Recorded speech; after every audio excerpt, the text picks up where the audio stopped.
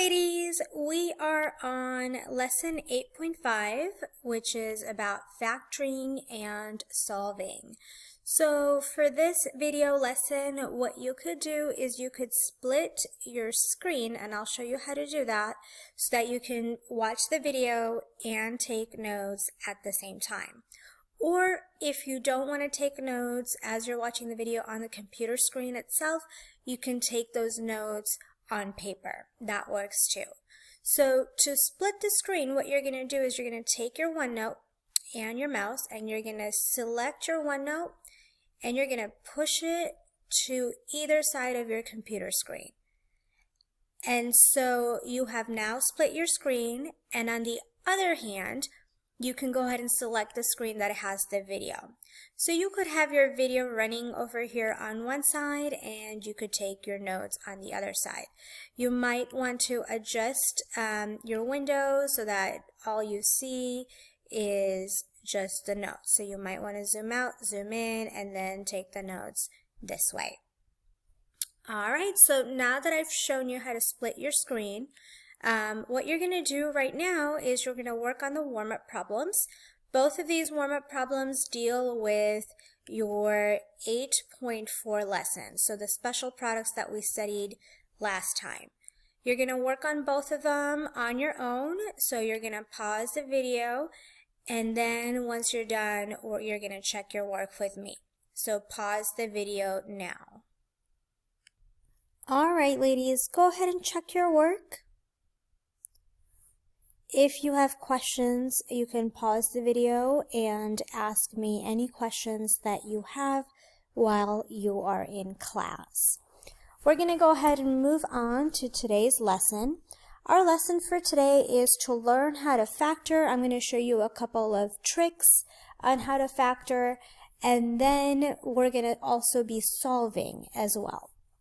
So, first of all, what is factoring?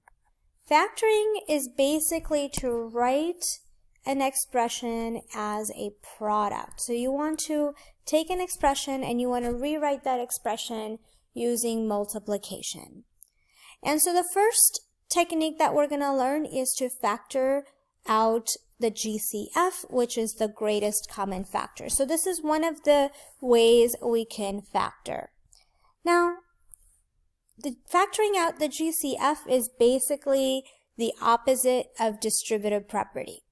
So the one thing you want to ask yourself when you're factoring out the GCF is, what do the terms have in common? So if I look at the first example, I'm going to go ahead and focus on my numbers first, my coefficients. Realize that the common factor between the coefficients is a 5. The next thing I'm going to look at is my variables. Realize my first term has 1x and my second term has 2x's.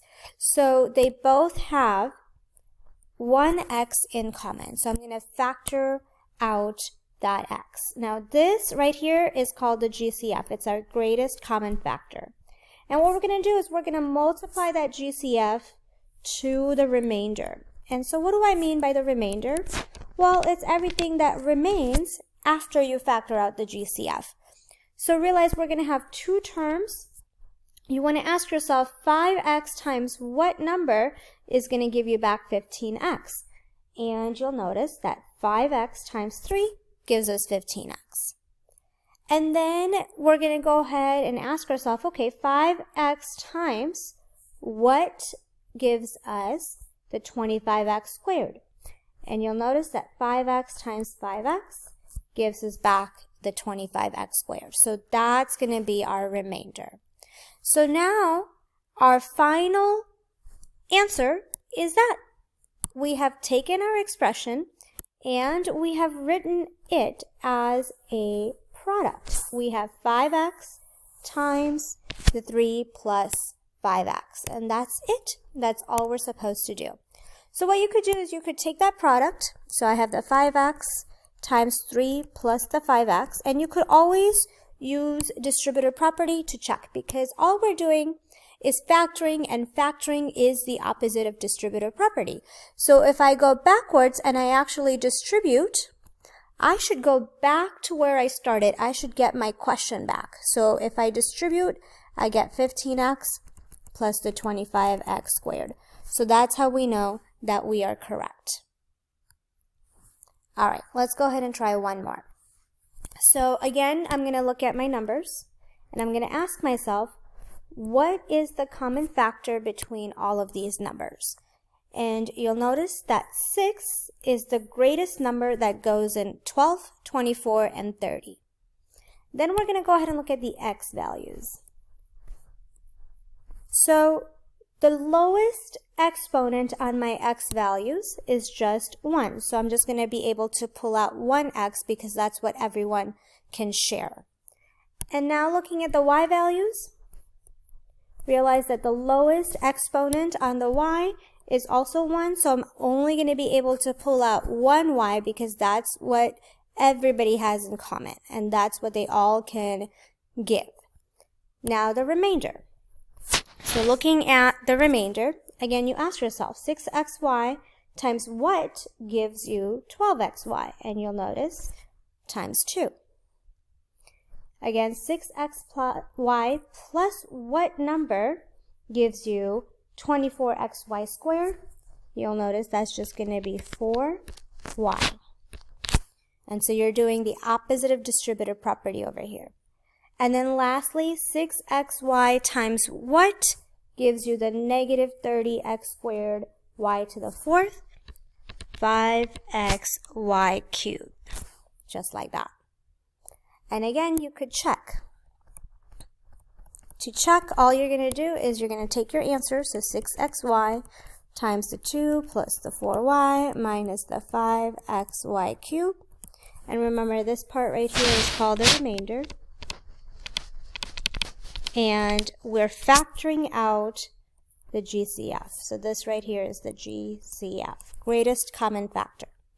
And now let's go ahead and use our distributive property. I get 12xy plus 24xy squared, and then finally minus a 30x squared y to the 4th. And that's basically what we had in our first expression. That was our question. So as soon as you distribute, you should get an expression that you started out with. And so that's how you know that you did it correctly.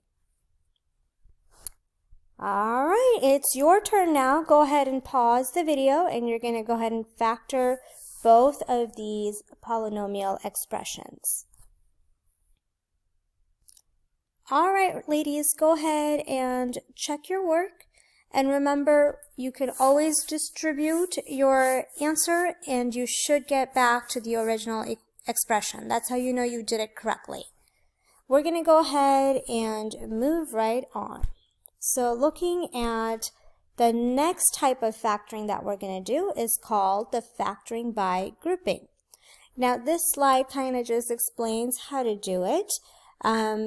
Just realize that all of the following conditions need to be true.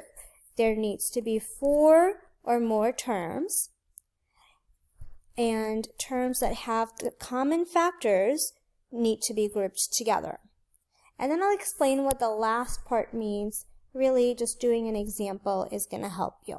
Okay, so you can always go back to this part of your notes if you're stuck on the homework problems that you do. But let's go ahead and jump right in to our examples. So for the first part, what we're going to do is we're going to break this apart. So we have 4 terms, and I'm going to separate it so that I'm grouping the first 2 terms together and then the next 2 terms together. And then what I'm going to do is I'm going to find the GCF in each of these groups. So if I look at my first group with the 2 terms that I have, I'm going to say that x is common between both of them. So that's the one that I'm going to pull out. And then inside, I'm going to have my leftovers, which is the 2y plus the 7. So I just used factoring by GCF on this first group. And you're going to do the same exact thing with the next group as well. But realize in the next group, there is nothing in common except for the negative. So I'm going to pull out the negative 1. That's the common factor. right here. And inside that's left over, I'm going to have the 2y and the 7. Make sure that you check back. You could always distribute the -1 and make sure that you get the second group, right? So -2y minus 7 is what I get when I distribute. And so now, once you have this, what you can realize is that, hey, all of this has a common factor, and the common factor is the 2y plus 7. So that's what we're going to pull out. So we're applying the same process multiple times. And what's left over is the x minus the 1. So we're going to call this again the remainder. And this right here is my GCF. You can think of it as your GCF. So go ahead and try the second example as well. You're going to factor by grouping. Pause the video now. All right, go ahead and check your work. We're going to go ahead and move on. Again, if you have questions about anything at any point in the video, make sure you come and ask me if you're in the classroom. If you're not in the classroom, make a note somewhere, write down your question off to the side, and then whenever you get a chance to see me, come and see me so that you can ask me your questions. Here we go. So we're going to still do factoring by grouping over here because you notice that we have 4 terms, okay? And so, again, I'm able to split it into 2 groups. And let's just observe what happens when we try to do factoring by grouping over here. So again, I'm looking at this right here, and I'm looking at my numbers with the 15 and the 3. I can say that 3 is a common factor. And also looking at the variables, notice that I can say that A is also a common factor. So I can pull out the A as well.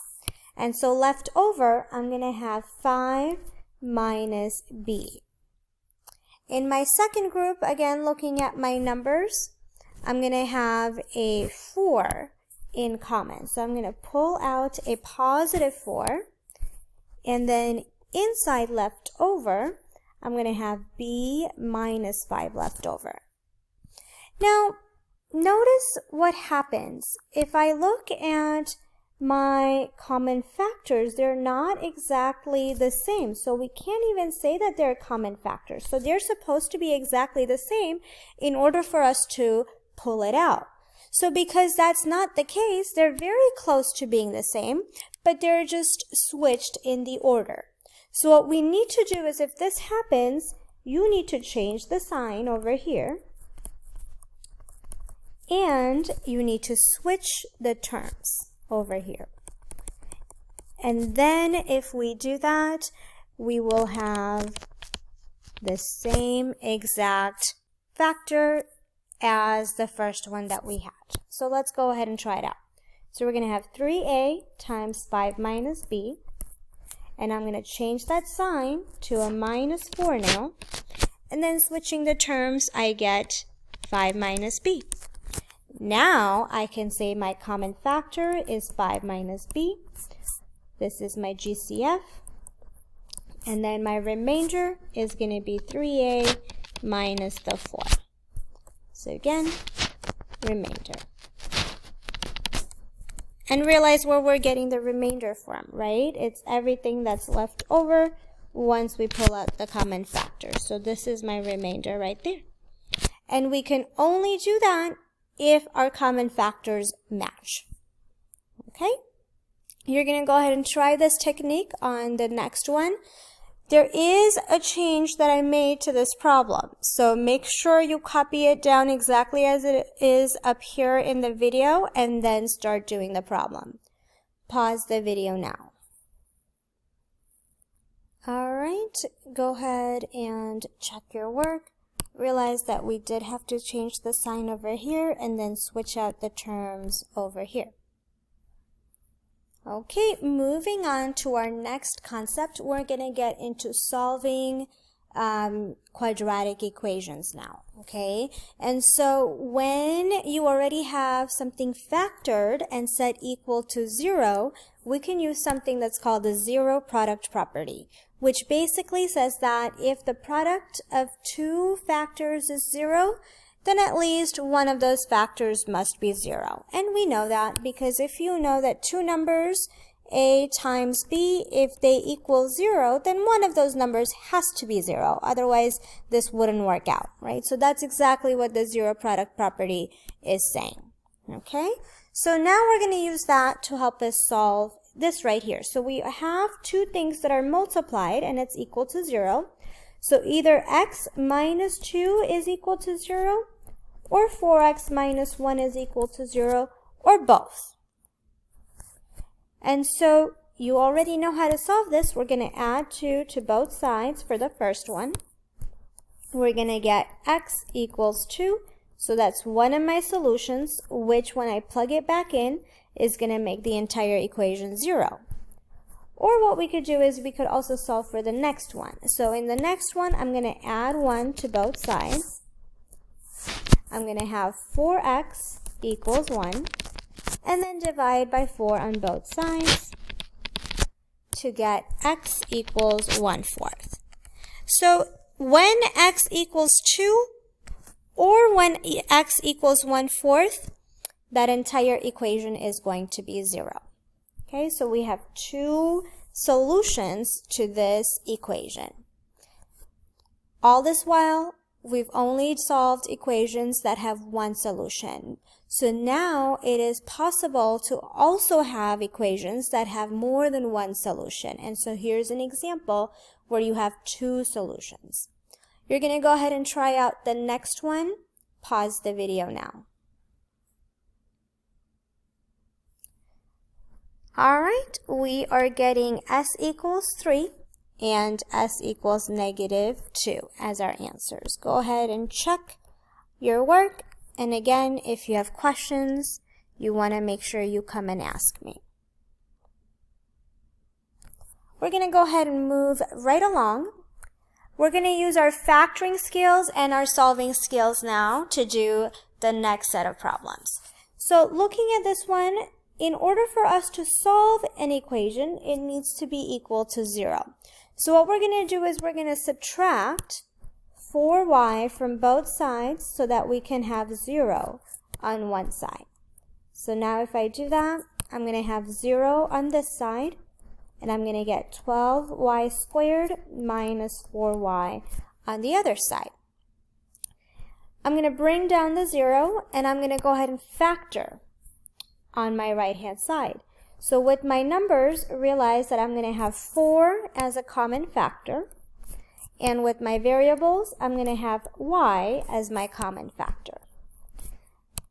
My remainder is going to be 3y minus 1. And if I use distributive property, I get back where I started. So now we have two factors whose product equals 0, which means that either 4y equals 0 or 3y minus 1 equals 0. Okay, so now we're going to go ahead and just solve. Divide by 4 on both sides. Y is equal to 4. And we're going to solve the next one. Add 1 to both sides. We get 3y equals 1. Divide by 3. Y is going to equal 1/3. So those are my two solutions. And so if you plug in 4 and 1/3 into the equation, and you have to do it separately, you can't do it at the same time, you're going to see that that is going to work out. So let's go ahead and check it. So 1 and 2. So when y equals 4, this is how our equation is going to look like. We're going to have 4 times y equals 12 times y squared. And we said y is 4, so I'm going to substitute 4. And then let's see what happens. So we simplify both sides, we're going to get 16 on one side, and over here, definitely not 16. So that means I probably made a mistake, and if I go back to my answer, I can actually catch the mistake that I made. 0 divided by 4 is not 4, it is actually 0. So we're not checking y equals 4, we're checking y equals 0. And so be very careful with your arithmetic. You don't want to make any silly mistakes like the one that I just made. And now let's go ahead and try to check our work. Now simplifying both sides, I get 0 equals 0, which is correct. Okay, let's go ahead and check the next solution as well, when y equals 1/3. And so realize that we're going to have 4 times y equals 12 times y squared, and our y in this case is 1/3. So if I do this problem and I simplify this side right here, I just get 4 over 3, and I'm asking myself, hey, is the next one also going to be that? So let's see, 1/3 squared is basically going to be 1/9, and if I reduce, realize that 3 is a common factor with 12 and 9, and 3 goes into 12 4 times, 3 goes into 9 3 times, and you do have 4/3 equaling 4/3. So this does work out. So you know that both of these are going to be solutions, and you know you did your problem correctly. Okay, so this part right here is the checking part. Okay, so when a problem does ask you to check the solution, you want to make sure you do check it. You're going to go ahead and try B on your own. Pause the video now. Okay, go ahead and check your work. Make sure you're showing your work for checking. So just like how we showed our work for checking over here in example A, you want to make sure you're showing your work for checking as well. All right, we're almost there, ladies. Hang in there. We're going to go ahead and move on to our word problems next. So solving quadratic equations with word problems. So here we have Juniper, who is jumping on a trampoline in her backyard. Juniper's jump can be modeled by the equation that's given to us. H is the height, T is in seconds, time in seconds, and then we're supposed to find the values of T when H is 0. Well, basically you just take H, substitute 0, and we have our equation. You guys already know how to solve this equation. You're going to factor out the GCF and the remainder and use the zero product property to solve for T. So go ahead and do that. Pause the video now. All right, ladies, go ahead and check your work. Realize that when you solve for T, your answer is in seconds. And so basically what you found is that when T is 0 seconds and 1.5 seconds, that's when her height was 0, which means she's actually on the trampoline, touching the trampoline with her feet. Okay? All right. So all of this is connected to physics. So we just did a physics problem right here with this word problem. And so basically what we have is a vertical motion model, and the equation that you saw is the equation that is used to model these types of situations. So H represents the height in feet, T represents time in seconds, V is the velocity of the object, the initial velocity, and the problem is going to give you that. And H sub O is the initial height of the object. The problem will give you that. It might not say that specifically in the question, but you have to read the question to understand. So let's go ahead and do an example so that you understand what it's talking about. So over here we have a football is kicked into the air. It is kicked from the ground. So because it's kicked from the ground, we know that our initial height is basically 0. And let me go ahead and write down H sub O. And then it also gives us the initial velocity, which is 16 feet per second. So now basically what we're going to do is we're going to take our equation, we're going to substitute the values, and then we're going to go ahead and use our solving skills. So we're going to have h equals negative 16t squared plus v times t. Well, v is the initial velocity, which is 16, so I'm going to put 16t. Here's me substituting. And then we're going to have plus the initial height. Well, the initial height is 0, so I don't even need to write that down. Okay? And then now it's asking us to substitute h as 0. So all we're going to do is we're going to take our h, we're going to replace it with 0. We're going to have 0 equals negative 16t squared plus the 16t. And we're going to go ahead and solve. So let's go ahead and say solve over here, because it's asking us to find the values of t when h is 0. Basically, it's telling us to solve. So we know how to do that. We're going to go ahead and factor out. So I can factor out a 16t. And I'm going to be left with negative t on the inside plus 1, just like that. And remember, if I have two factors multiplied together equaling to 0, either they're both 0 or one of them is 0. So I'm going to go ahead and set them equal to 0 just like that. T will be then 0 or t will be 1. And so these are my answers. Our unit is going to be in seconds because time is in seconds. And to answer the last question, which talks about what do these two values represent? Well, at t equals 0 seconds and t equals 1 second, we have the height of the ball is 0 feet, right? Because h was 0. Well, what does that mean? That means that the ball is on the ground. And it makes sense because at the very beginning, when we didn't even kick the ball, of course the ball was on the ground. And it took exactly 1 second for the ball to be thrown from the ground and fall again on the ground. So over here, we have t equals 1 second right here. And this was t equals 0 seconds. So that's the path that the ball is traveling. Okay?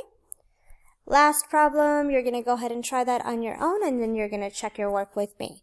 Pause the video now. Alright, go ahead and check your work. If you have questions, make sure you ask me. That is it for our video lesson. I'll see you guys next time. Bye-bye.